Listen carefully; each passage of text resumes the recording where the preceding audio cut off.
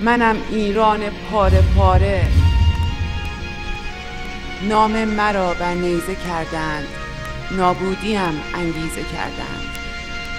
دختران و پسرانم، بچه های نازنینم، سرنگونند و من غرق خونم.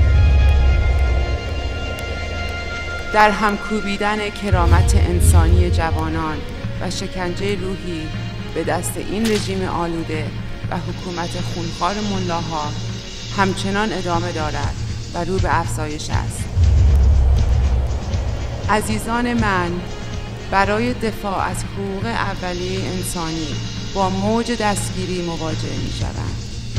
دانشجویان دلیر و فعالین حقوق بشر توسط نیروهای امنیتی این رژیم کثیف دستگیری و زندانی می شوند و بسیاری اعدام و کشته.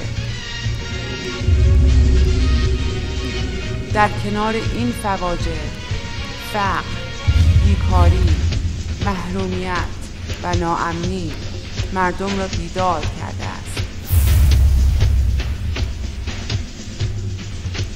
وطن یعنی غرور ملی دشمن شکاری. یک قطره مانده تا رهایی. ای قطره خونم کجایی؟